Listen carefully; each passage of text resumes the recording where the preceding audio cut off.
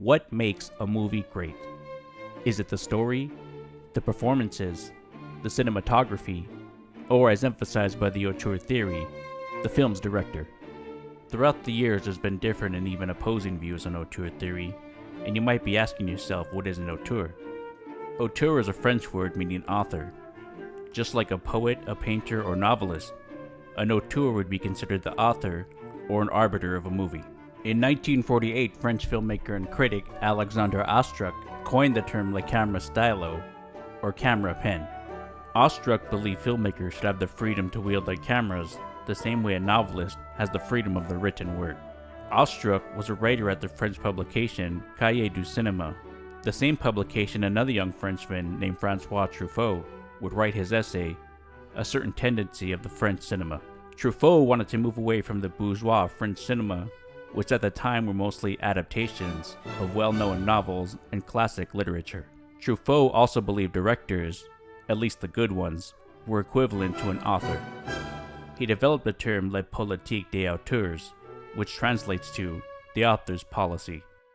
In 1962, American critic Andrew Sarris translated the same idea into the Auteur Theory, continuing the argument that a director is the true author of a film. The following year, critic Pauline Kael published her essay Circles and Squares, with the counter-argument of film being a collaborative medium, and that repetition without development is decline. Over time, Auteur Theory has become a term that's been reserved for certain types of movies and movie makers. In this video, I'll debunk that notion and will argue my case on why the auteur is not only relevant, but crucial.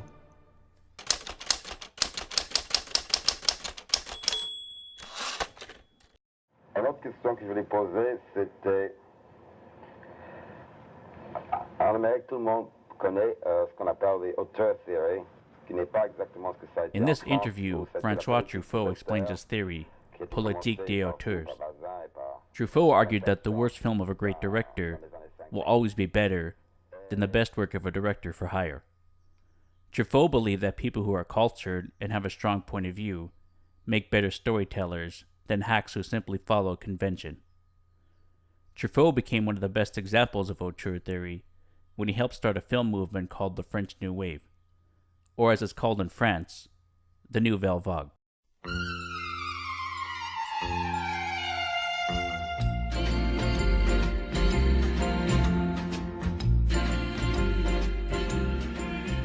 In the late 1950s, Truffaut and the other Cahiers writers, Jean-Luc Godard, Claude Chabrol, Jacques Rivette, and Eric Romer, would begin to put their auteur theories into practice.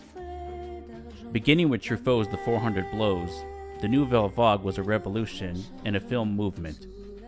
No longer did these film lovers dream of making big studio movies, but instead went out and made their own films.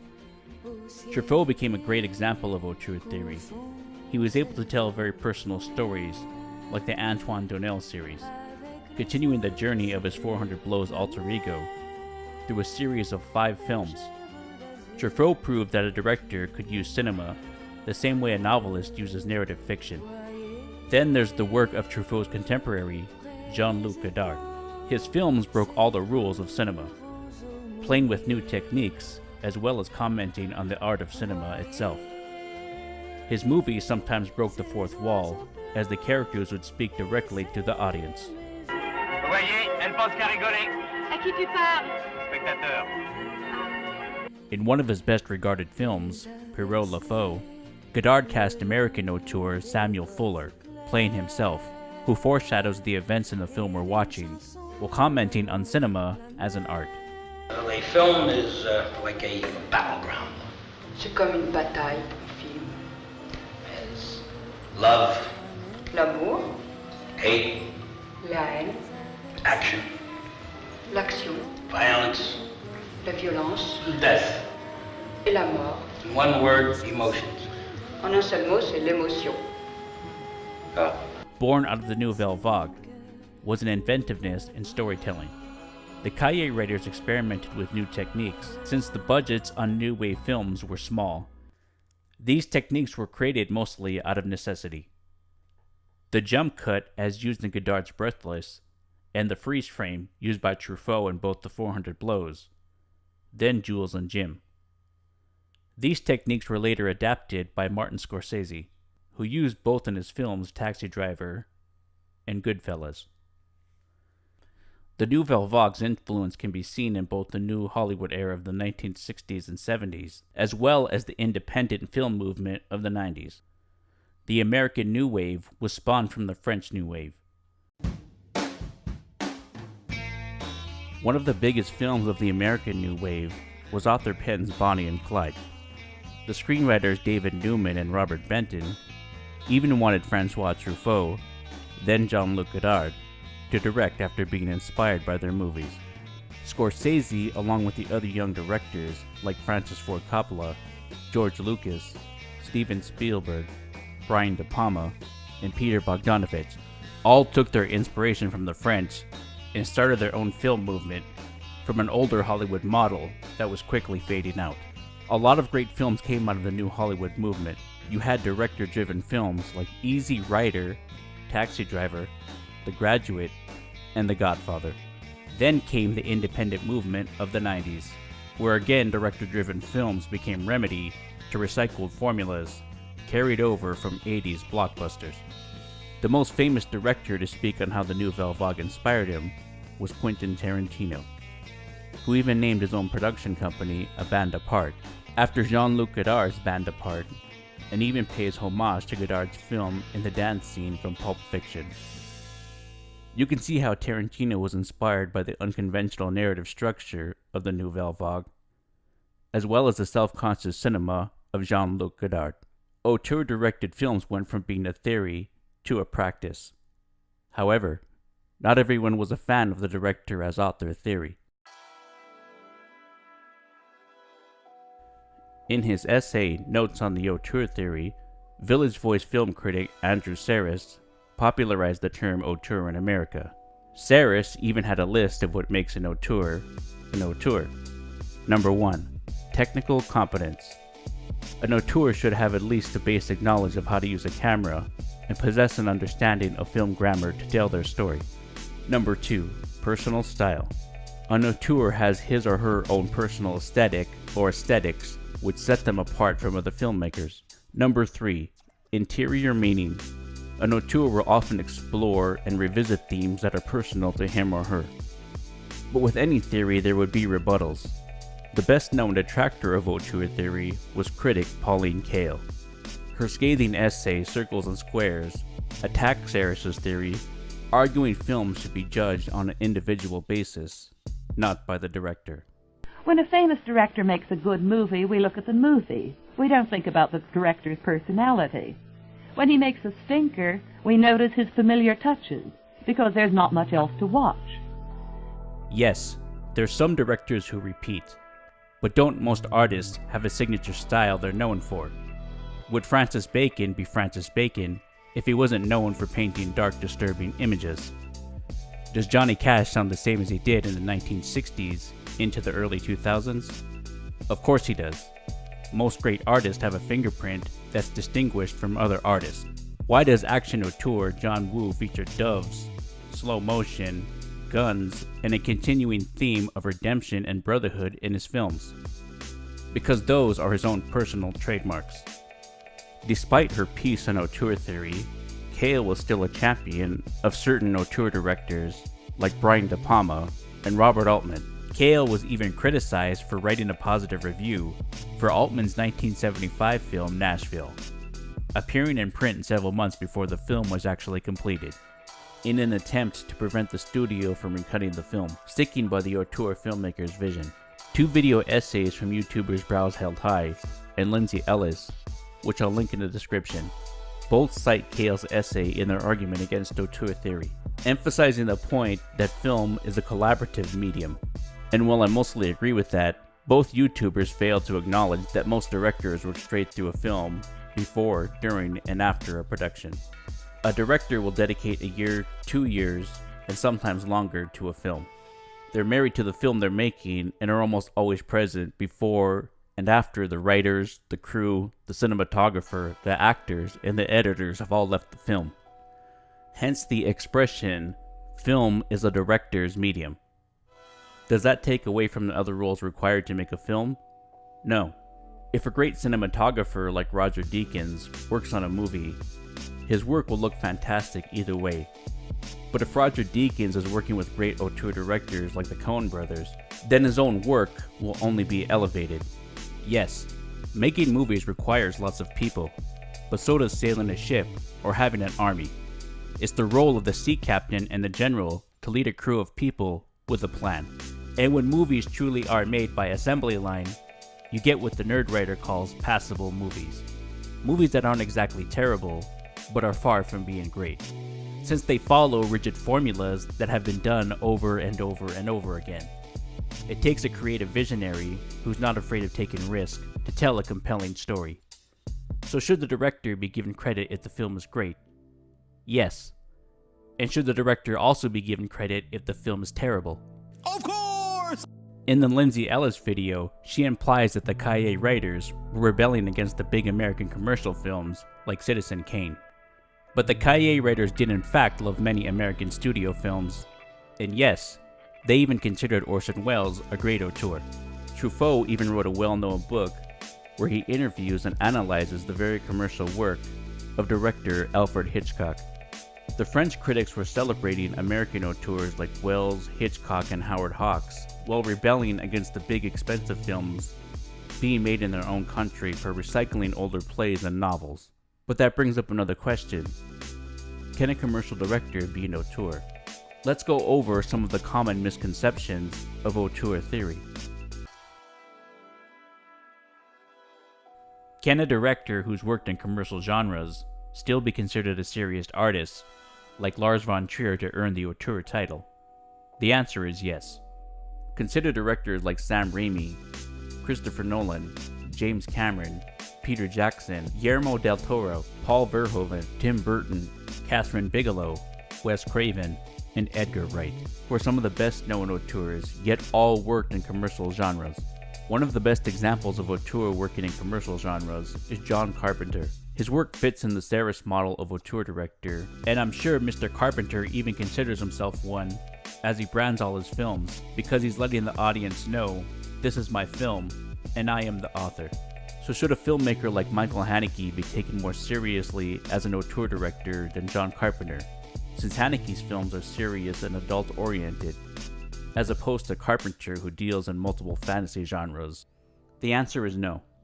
While promoting 2016's terrific cannibal drama, Raw, French filmmaker Julia Ducournau expressed her distaste for what has become of the word auteur. In France, I don't know if it's the same here, in France we make the difference in our vocabulary between genre movies and auteur movies. This has never made any sense to me, because for me an auteur is anyone who has a strong and personal vision of the world and who knows how to communicate it and how to film it. Whichever grammar they use, it can be musical, it can be documentary, horror, drama, comedy, you name it. You can see the influence of auteur filmmaking in Ducournau's film Raw. She's using elements of filmmakers she admires while telling a personal story. Ducournau is just a handful of filmmaker auteur directors. So why isn't the title of auteur applied to more female filmmakers? When the word auteur is used by critics, it's only associated with certain filmmakers, like Steven Soderbergh, Paul Thomas Anderson, or Terrence Malick.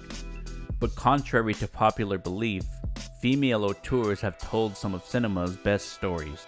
Agnes Varda, whose film Cleo from 5 to 7 was part of the original Nouvelle Vague, and contemporary directors like Sofia Coppola, who moved out of her famous father's shadow and found her own voice with films like Lost in Translation. Let me again use the Saris list of auteur, using the example of my favorite woman director, Catherine Bigelow. Technical competence. Bigelow has a command of the camera, using highly stylized shots and big action set pieces in her films. And what about personal style? Her particular way of using slow motion in intense scenes of action and drama, as well as the way she uses music, all have become part of her trademark. Interior meaning. Bigelow's films often explore similar themes, one being violence or action as a drug. You see this theme played out through Near Dark, Point Break, Strange Days, and The Hurt Locker. And all of her protagonists, whether it's Jamie Lee Curtis in Blue Steel, Keanu Reeves in Point Break, Ralph Fiennes in Strange Days, or Jeremy Renner in The Hurt Locker. All share a sort of morbid attraction to danger. Being an auteur is not just a boys' club. It's anyone who has a unique voice and is able to hold influence over the art they create. And how about internationally? You can even make the argument that there's more interesting auteur directors working today on an international level than in Hollywood. Directors like Park Chan-wook, Wong Kar-wai, Gaspar Noé, Werner Herzog, and the list goes on. And when a director is granted the title of auteur, does that automatically mean quality? The recent term vulgar auteurism argues that directors like Michael Bay are still auteurs. Even though Bay's films aren't widely considered great, Bay has a consistent style, but it's a polished style that's imposed on, well, everything. Film, like literature, has many voices. You can put a book like Stephenie Meyer's Twilight next to Dostoevsky's Crime and Punishment. One is considered high art, and the other softcore fantasy fiction. But either work is still the product of its author. Just because extreme director Takashi Miike works in multiple genres that are considered vulgar doesn't mean he's excluded from the auteur theory. His filmography can be easily tied being made by the same person. This is where the term vulgar auteurism becomes problematic, because the subjective nature of art varies from person to person. One critic Scorsese might be another critic's Uwe Boll. The original idea of auteur theory was pioneered by the Cahiers writers, who championed two different kinds of directors: the art house directors like Rossellini, Bresson, and Renoir, and the Hollywood studio directors whose films might be considered vulgar, like Hitchcock, Hawks, and Wells. Go back to Ostruck's theory of camera stylo, in that film is a visual medium, and you'll see why film authorship always reverts back to the director. One of the best examples of auteur use in camera stylo is Stanley Kubrick. Go through Kubrick's filmography and you'll see that almost every film is an adaptation of a book, each from a different author and in a different genre. Yet you know it's a Kubrick film from the way he uses long tracking shots, his use of one-point perspective, and let's not forget the Kubrick stare. In this video, we learned that auteur is a much broader term in how it's normally used. We also learned that anyone could be an auteur. Man, woman, from any country, in any genre. And being an auteur doesn't always guarantee quality. My interpretation is simple. Anyone with a single vision, a personal style, and a point of view is an auteur. And finally, the many theories I've covered should all be considered, but only to a point. Remember that media is always evolving. It's been over 50 years since these theories were put into place. The word auteur is now being applied to makers of video games. And Ostruck's camera stylo can also be applied to YouTube channels, as well as video forms of social media. It's important not to take anything Saris or Cale wrote as gospel, and if you break any of these cinematic rules, don't worry, the movie police won't arrest you. Do I agree with everything Saris wrote? No. His list of top auteur directors were much different than mine, but even Saris was of the humble opinion that even his opinion could change over time. Auteurism was born out of the idea that cinema, like literature, could also be considered an art. The Cahiers writers stood for different types of cinema, but the one they were also rebelling against was the tradition of quality. They wanted to elevate cinema into an art, but in doing so they had to move away from old traditions. The auteur directors were an essential part in the evolution of cinema. They started film movements, and in turn, movies got better. And if cinema is to continue to evolve, the new filmmakers should always find ways to challenge the status quo. And we see examples of this every couple of years. Even if you hate auteur theory, or the idea of director as author, you can still see why certain directors are brought up over and over again. It's no big mystery. Great filmmakers make great movies. And if you're still not convinced, try this. The next time you watch an A+ film, ask yourself, is this film directed by an auteur? I think you'll find more often than not, the answer is a definite yes. I'm Jeremy Hamley, and if you like this video, please like and subscribe. Thank you for watching.